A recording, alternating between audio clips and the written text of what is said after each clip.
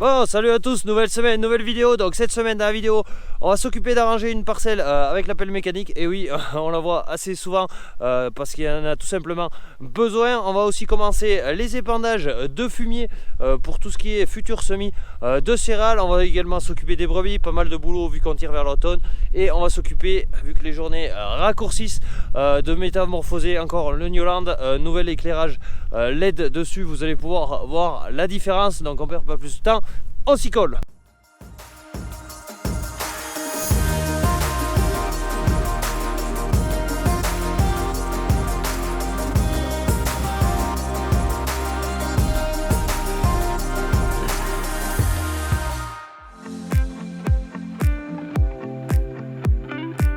Bon allez, on commence cette vidéo avec un petit rappel. Donc ici c'est la parcelle que je vous avais montré au printemps, que j'avais fait en semi quasiment direct. J'avais passé un coup de cultivateur et un coup de combiné. J'avais semé ça avec le 6910 quand il avait encore les gros boudins comme dirait l'autre.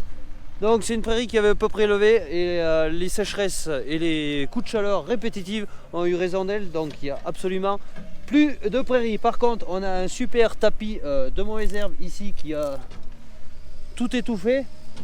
Donc là j'y ai fait passer les brebis vu qu'elles étaient là pour qu'elles mangent un peu dans la parcelle. Cette parcelle va falloir y faire quelque chose, c'est trop tard pour y refaire une prairie et vu que c'est dégueulasse, c'est l'heure de remettre tout ça au goût du jour. Donc hop, je me tourne un peu, je sais pas si vous voyez derrière, il y a une pelle, donc on va en profiter pour faire quelques aménagements au niveau de la parcelle. Donc elle n'est pas très grande, mais il y a des bosses, il y a des talus. Donc sur ce même site au printemps j'avais tombé des talus où ça y a fait vraiment du bien. Donc là il y avait un petit peu de temps. La parcelle vient juste d'être finie de manger, donc on va tomber un peu tous les talus pour que ce soit une parcelle qui devienne entièrement labourable. Là-bas dans le fond, il y a des talus, on ne peut pas y passer avec la charrue, c'était même dangereux quand on y passait avec une remorque en silage par moment. Donc on va remettre tout ça nickel. Allez, je vais vous faire quelques prises de vue, moi je vais m'occuper de ramasser les clôtures, les planter les clôtures. Et demain on s'occupera de terminer ça et de mettre la piste en train pour pouvoir y semer des céréales. Allez go!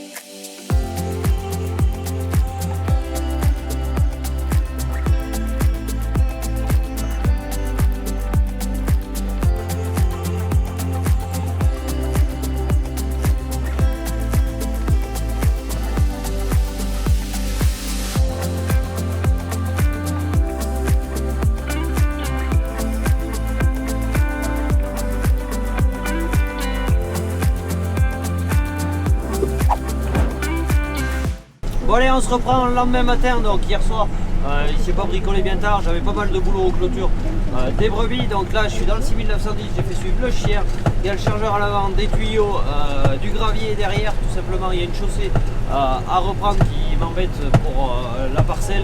Donc on va descendre ça en fond de parcelle, donc il y a du tuyau, il y a tout ce qu'il faut. Donc il a attaqué ce matin à creuser la tranchée, donc là on va mettre tout ce qui est tuyau, on va reboucher et ça sera à peu près terminé. Donc je vais me dépêcher à finir ces travaux et commencer dans la foulée les épandages de fumier pour semer un petit peu de métail et commencer les triticales. Donc les triticales je pense que je vais les semer en deux fois, les parcelles les plus exposées au nord qu'il faut semer un petit peu avant du fait du contexte climatique, et les autres qui pourront attendre une semaine plus tard. Ça sera pas le bout du monde, donc on va essayer de jongler tout ça.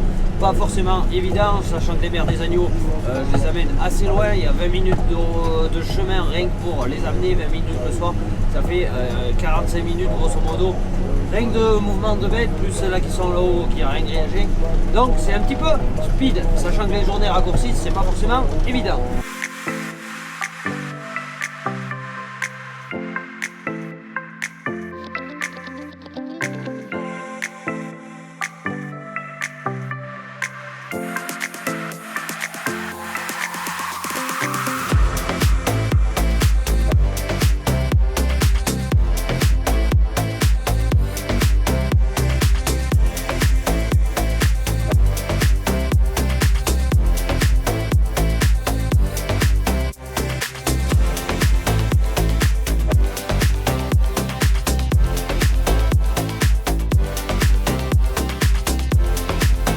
Bon allez, on se reprend, travaux finis.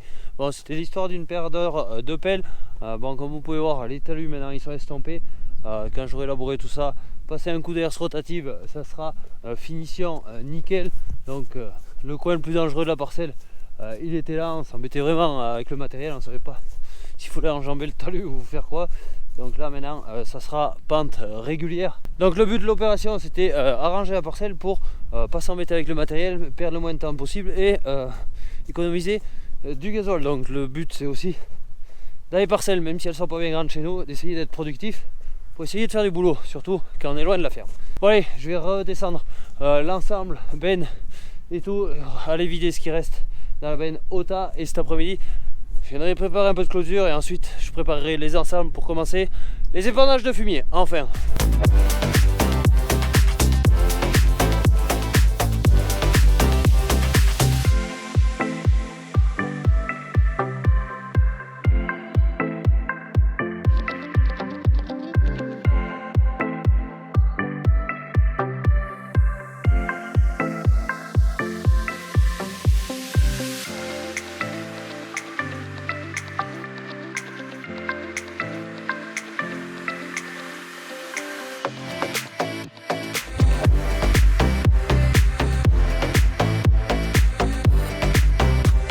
Bon allez, le lendemain, des fois il faut faire un peu d'activité physique, donc là je viens de couper une branche qui me gênait quand je faisais les travaux et qui gênait aussi un passage, donc on l'a coupé. Là je vais la descendre vers mon tas de fumier et je vais commencer les travaux d'épannage. Bon, aujourd'hui il y a beaucoup de vent, c'est pas le top, je sais pas si je vais vous sortir le drone, un peu de bruit, un peu tout ce qui va bien. Donc voilà, allez, je suis pas en avance, le temps de s'occuper des bêtes et tout, on arrive à y passer un certain temps en automne.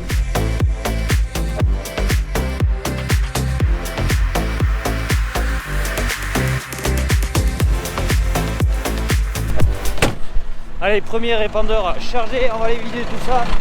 Donc là, on va faire les épandages d'une pierre deux coups. Bon, je vais faire une toute petite partie en métail, donc la parcelle que j'ai à côté du silo qui là est une très vieille prairie. Je peux pas me permettre d'y semer une céréale, sinon ça va me gêner pour vider l'ensilage et réaliser mon silo. Donc là, je vais y faire un métail. Après, j'avais une autre parcelle de prévu et finalement, elle va basculer en triticale. Donc voilà, très peu de métail tout simplement parce qu'il n'y a pas forcément les parcelles qui s'y prêtent le biais. Pour l'année d'après, il devrait y en avoir une plus grosse partie et j'ai toujours pas trouvé de solution plan B quoi semer en dérobé qui réussisse, quel que soit le climat derrière la récolte du métail. Donc c'est pour ça que c'est un petit peu en stand-by pour le moment, mais bon, je perds pas espoir, je vais trouver ce qu'il faut pour y mettre à mon avis. Voilà, pendant 2 jours je vais m'affairer à travailler au fumier. Bon, c'est pas des journées de 8h du matin à 7h du soir, c'est juste une paire d'heures le matin, une paire d'heures le soir et ensuite il faut aller s'occuper des bêtes. Sachant qu'hier je me suis quand même occupé avancé de tout ce qui est pose de clôture pour essayer de gagner le maximum de temps et pouvoir y passer le maximum de temps à m'occuper des parcelles. Donc allez, on file là-bas, on va y prendre ça et ensuite on ira manger.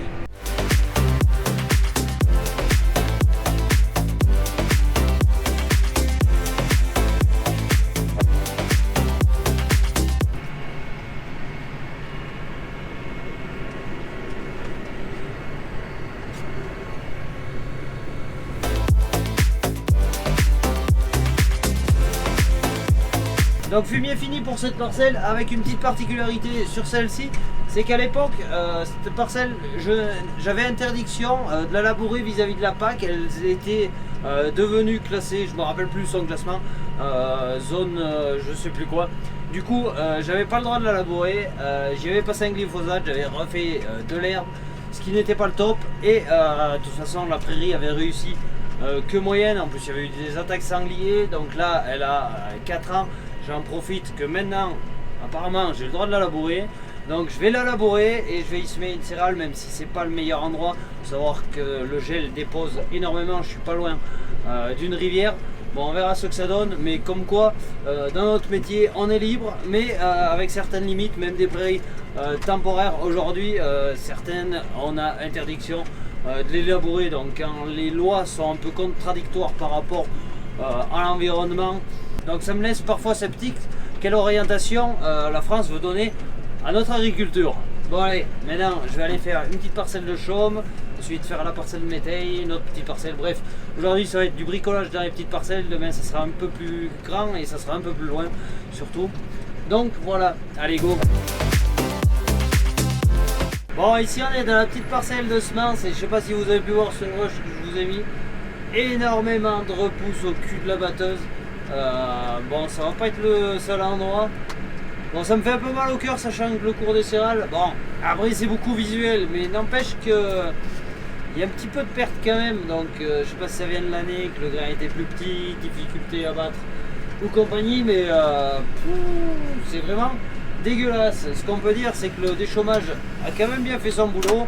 Donc il a fait germer les céréales, il a fait lever aussi les graines de mauvaises herbes. Et ici, je m'en étais jamais aperçu, mais on a de la mauvaise herbe, de la ravanelle, donc ça s'étale bien au sol. C'est assez problématique ça quand on sème des prairies. Donc là, de l'avoir mis enlevé et que ce soit bien feuillu, un coup de charrue retourner tout ça, ça va y faire quand même du mal. Donc et également du rumex, donc hop, on va le rebasculer. Du chardon aussi qui essaie de pousser de l'ortie. Donc le fumier là-dessus, on va tout refoutre là-bas dessous, cacher la misère, histoire d'avoir une culture à peu près correcte pour la prochaine fois.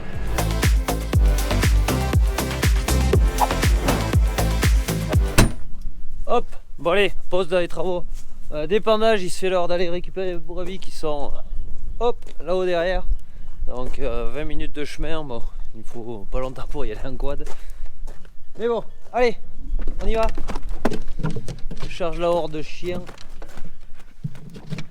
Et on est parti.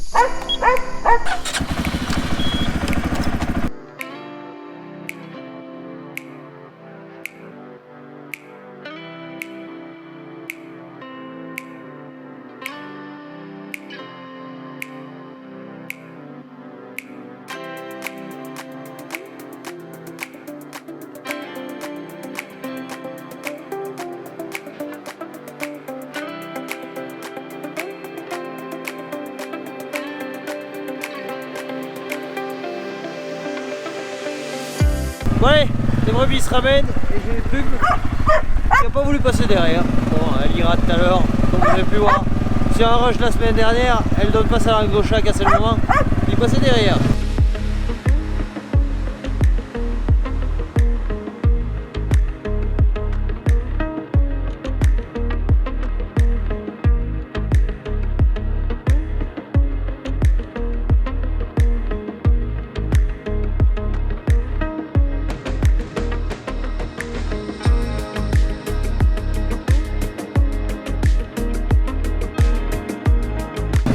Donc voilà, tout est rentré en ordre, la plume est partie au travail, ça fait maintenant un petit moment.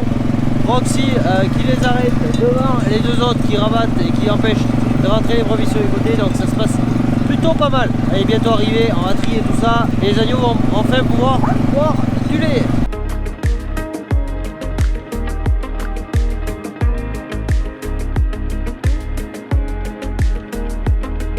Pas facile les agnelles, leur faire suivre le mouvement et qu'elles rentrent par les trous au même endroit que les brebis. Mais bon, avec le temps, elles vont y arriver.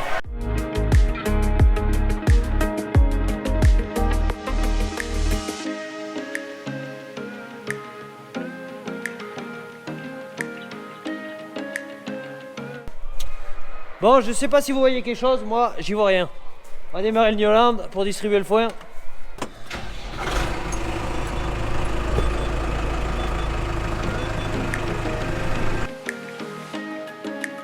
Ah, mais maintenant on va mieux.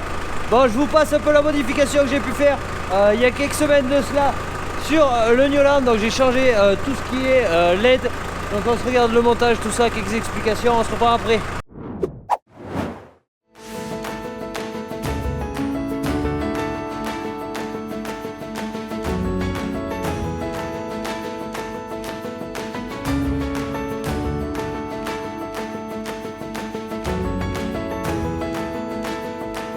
Bon allez, autres travaux, du coup aujourd'hui j'avais 5 minutes, j'en ai profité pour changer les LED du Newland. Donc rappelez-vous que je vous avais fait la vidéo que j'avais monté le 6910 en full LED. Donc celui-là l'était à peu près, on avait profité pour le passer déjà en LED. Donc là tout devant il était en LED, en haut il était en LED avec ceux-là, hop, qui font 1700, 1800 lumens. Et là je les ai changés, j'en ai déjà changé 4. Hop, par celui-là comme vous avez pu voir là-haut qui fait 5000 lumens la bête. Donc 5 et 5 ça fait 10. Et là 2 fois 1800 lumens, donc ça devrait éclairer plus. Et avec un spectre plus large. Il faut savoir que j'étais presque indécis d'en rajouter ici sur les ailes de cette capacité à l'époque. Donc là je pense qu'avec ceux-là de là en haut ça va être tout bon. Donc ceux du toit de cabine je viens de les finir du temps que je faisais charger un peu la GoPro.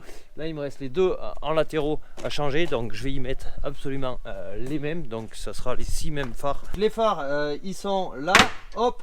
Donc comme vous pouvez voir, gros avantage de ces phares, c'est que là ils sont pivotables juste à un seul endroit. Et là on peut faire absolument le 360. Donc il y a une sorte de rotule qu'on monte en deux parties là. Et ça permet de les tourner vraiment dans le sens qu'on veut. Donc je vais vous faire quelques images de tout ça. Et on va aller poser ces deux derniers. Et puis on verra un peu ce que ça donne dans les bâtiments autour. Il faut savoir qu'on commence à tirer vers l'automne. Les jours raccourcissent. Donc les phares vont être utilisés de plus en plus.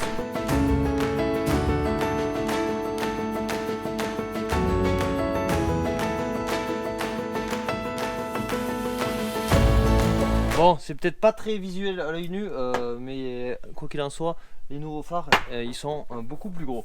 Donc, on va aller poser tout ça. On est parti, je vous mets quelques timelapse.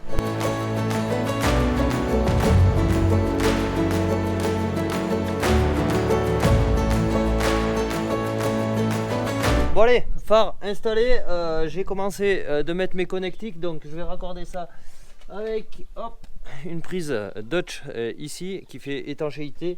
Je vais également mettre un câble thermo pour plus qu'on voie le rouge et le noir et que ça fasse de la gaine thermo, voilà, pour que ça fasse bien étanchéité, qu'il n'y ait pas de souci. Puis on pourra passer à l'autre.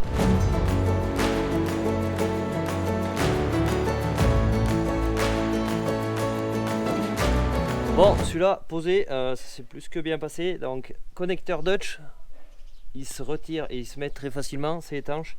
C'est vraiment génial. Et si un jour je venais en casser un ou autre, du coup pour le changer, hop, je clipse, je déclipse et c'est bon. Tandis que ceux que j'avais avant, c'était serti dans le boîtier, donc on ne pouvait pas mettre des cosses de ce type. Bon allez, on va aller s'occuper de l'autre. Il me manquera juste à mettre des colsons, mais ça je le mettrai à la fin.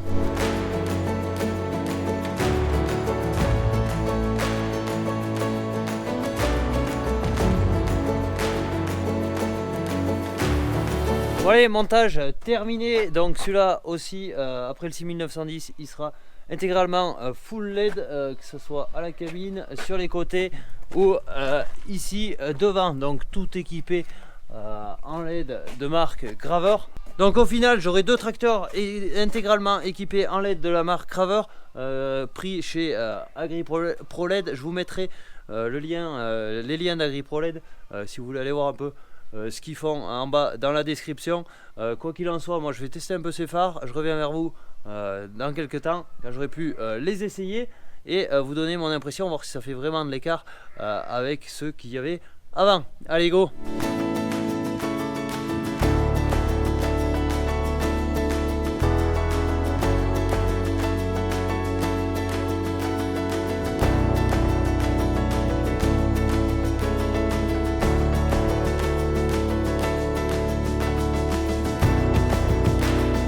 Donc voilà, mais là ça fait quelques semaines que j'utilise les phares. Bon, ça donne bien le biais qu'il sert pour l'alimentation, enfin plutôt pour le paillage en ce moment le matin et l'alimentation le soir, donc il fait vite nuit dans les bâtiments ivoiriens. Le gros avantage de ces nouveaux phares, c'est qu'ils éclairent davantage. Maintenant devant c'est une guirlande, on y voit impeccable. Bon, ça avait été fait avant, je vous l'avais montré dans une autre vidéo. Bon, c'est nickel et c'est raccord par rapport aux autres. Et derrière, là où je me posais la question d'en rajouter sur les ailes, donc maintenant il va rester comme ça parce que le spectre il fait vraiment grand et l'intérieur en cabine est vraiment flagrant. Donc là on a un tracteur qui est vraiment dégueulasse de poussière et malgré tout on a une très bonne visibilité, donc ça c'est vraiment génial. Enfin, je sais pas si vous pouvez voir dedans l'état des carreaux, ils sont minables. Faut que je le passe au nettoyage dès que j'ai 2 minutes. Donc autre gros avantage, c'est que j'avais absolument plus de radio quand j'avais les phares d'allumés avec les anciens phares à LED qu'il y avait là, ou même l'ancien gyrophare qu'il y avait. Maintenant pas de souci, on peut écouter la radio, il n'y a plus de grésillement intempestif, donc quand on y met de la qualité, et bien mine de rien j'avais du mal à le croire, mais on a tout qui marche et ça perturbe pas au niveau des ondes. Donc allez, moi je vais mettre le foin et puis ça fera bien pour aujourd'hui. Donc voilà, on va rester là pour la vidéo de cette semaine, donc la suite des travaux d'épandage, ainsi que vous montrer un peu le saccage qu'il y a pu y avoir dans les parcelles de céréales. Tout ça c'est au programme de la semaine prochaine, évidemment avec quelques vues également de drone. On en profitera pour commencer tout ce qui est labour, semis de métail et compagnie. Bref, il y a un petit peu de travail encore en ce mois d'octobre. Également la semaine prochaine, le sommet de l'élevage, je ne sais pas encore quel jour je vais y aller. Ça sera sûrement mardi ou mercredi, à voir un peu selon l'emploi du temps et selon une parcelle, si les brebis l'ont fini ou pas, pour pas que j'aille aller bouger, pour pouvoir me libérer un petit peu. Donc allez, on en reste là pour cette semaine. N'hésitez pas à vous abonner, liker, commenter. J'essaierai de vous y répondre dès que j'aurai un peu plus de temps, mais cette semaine en plus côté personnel extra chargé, donc j'ai pas eu le temps de vous répondre tout simplement. Allez, ciao, bye bye.